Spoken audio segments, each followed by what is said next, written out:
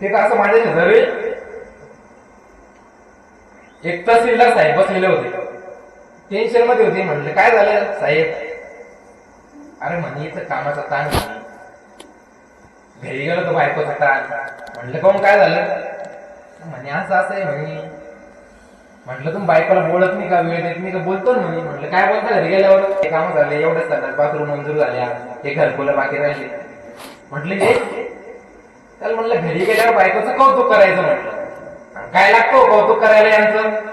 तुम्ही घरी गेले ना काय करायचं माहितीये का? फक्त ज्यांचे लग्न झालेले तेव्हा घरी गेले ना तर घराचा दरवाजा बायकोला उघडला की 2 मिनिटं असं फक्त डोळ्यात डोळे टाकून उभं राहायचं, राजेश खन्ना सारखं. बस झाला पिक्चर. काय लागतं कौतुक करायला? साहेबाला सांगितलं, म्हटलं साहेब कौतुक करा. साहेबांनी काय केलं म्हणलं, घरी गेले. साहेबांना म्हटलं आता कौतुक कसं करायचं? बायकोनं आणलं ताट वाढून, आजी ताट वाढून आणलं, बायकोनं ताट समोर ठेवलं. साहेब बसले जेवायला. काय भारी भाजी केली म्हणे आज.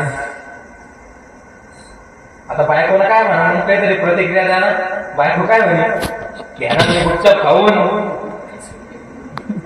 तर रिकवून काय झालं, 10 वर्ष झाले म्हणे तुम्हाला आपल्या घरची भाजी बोलणे लागली म्हणे, आज शेजारची चांगली ती तुम्हाला लागली म्हणजे